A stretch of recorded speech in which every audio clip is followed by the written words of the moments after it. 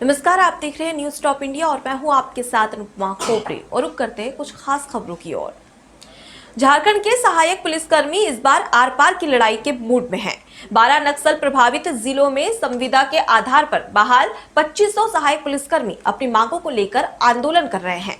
महिला पुलिसकर्मी बच्चों को गोद में लेकर डटी हुई है। इनका कहना है कि 10,000 में घर चलाना मुश्किल है। सहायक पुलिसकर्मी की शादी टूट रही है और कई सहायक पुलिसकर्मियों की तो शादी भी तय नहीं हो रही है। झारखंड के मंत्री मिथिलेश ठाकुर ने कहा कि एक 5 सदस्यीय कमेटी बनाई गई थी और उसकी रिपोर्ट पर सरकार फैसला लेगी। सहायक पुलिसकर्मी का कहना है कि नक्सल के खिलाफ ऑपरेशन में शामिल होते हैं तो नक्सल प्रभावित क्षेत्र में उनके परिजनों को आए दिन नक्सली धमकाते हैं। साथ ही उन्हें तरह तरह का प्रलोभन दिया जाता है। राज्य के 12 अति नक्सल प्रभावित जिलों में संविदा के आधार पर बहाल सहायक पुलिसकर्मी अपनी मांगों को लेकर फिर से आंदोलन पर है। मांग नहीं पूरी होने से नाराज पुलिसकर्मी इस बार आर पार की लड़ाई के मूड में हैं। पुलिसकर्मियों ने धमकी दी है कि अगर सरकार उनकी मांगे नहीं मानती है तो मजबूरन वे अपने और अपनों की जान माल और भरण पोषण के लिए कुछ भी करने को मजबूर होंगे। इधर इस मुद्दे पर झारखंड सरकार में मंत्री मिथिलेश ठाकुर ने कहा कि कोई रास्ता निकालने की कोशिश की जाएगी, लेकिन हठपूर्वक सरकार पर दबाव बनाना गलत है। सरकार ने संविदा का रिन्यूअल किया है, ये 2022 तक है। साथ ही इन पुलिसकर्मियों ने संविदा पर अपनी सहमति भी दी थी। इसके लिए एक 5 सदस्यीय कमेटी भी बनाई गई थी और उसकी रिपोर्ट पर सरकार फैसला लेगी। पुलिसकर्मियों ने रांची के मोरहाबादी मैदान को अपना आशियाना बना लिया है। वे हाथों में तख्तियां लेकर सरकार से अपनी मांग मनवाए बिना वापस नहीं जाने का ऐलान कर रहे हैं। इनका आरोप है कि इनसे वही काम लिया जाता है जो रेगुलर पुलिसकर्मी से ली जाती है। यहाँ तक कि नक्सली ऑपरेशन में भी इन्हें ले जाया जाता है, लेकिन उनके और रेगुलर पुलिसकर्मियों के तनख्वाह में आसमान जमीन का फर्क है। सहायक पुलिसकर्मियों ने राजभवन और सीएम आवास के सामने अनिश्चितकालीन धरना प्रदर्शन का भी मन बनाया है। महात्मा गांधी जब भारत को आज़ाद करा सकते हैं तो सहायक पुलिस कौन गली के घास है।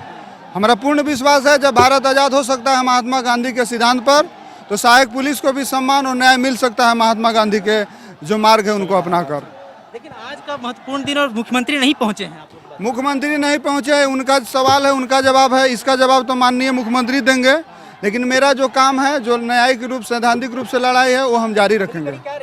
अगली कड़ी हम आज आंदोलन माल्यार्पण के बाद हम लोग जाएंगे मोरहाबादी मैदान।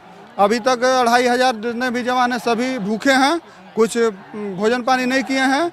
जाने के बाद हम लोग उसके बाद कुछ अल्पाहार लेंगे और आगे की रणनीति बनाकर जैसा होगा वैसा आप लोग के संबोधित किया जाएगा। तो आंदोलन का क्या मतलब फिर से कहाँ पे कुछ करने वाले हैं या फिर बैठ के तो गांधी का रास्ता तो उसी पे चलने वाले हैं? नहीं, गांधी जी के रास्ता है वहीं पर चलेंगे और यदि सरकार बात मान लेती है तो ठीक है, अन्यथा हम यही शांतिपूर्ण तरीके से राजभवन और मुख्यमंत्री आवास पर जाकर बैठना कर रणनीति बना सकते हैं। कब तक बैठने वाले हैं?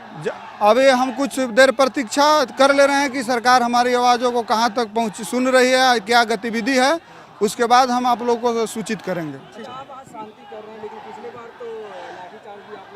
लाठीचार्ज प्रायोजित था, किसी सरकार के द्वारा ये गढ़ी हुई मानसिकता था।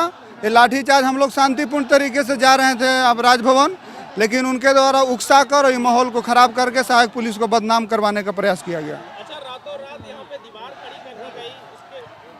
ये इतिहास में जो हम पढ़ते थे जनरल डायर जिन्होंने जलियांवाला बाग में चारों तरफ से घेरवा के गोली चलवा दी थी, शायद ऐसा आज लगा कि हम लोगों के पास जनरल डायर वाली मानसिकता के लोग हैं जो हमारे रातों और घेर कर हमारी आवाज़ और हमारी न्याय को कुचलने का प्रयास किया जा रहा है। फिलहाल के लिए इतना ही। खबरों का सिलसिला लगातार जारी है। आप बने रहिए न्यूज टॉप इंडिया के साथ। नमस्कार।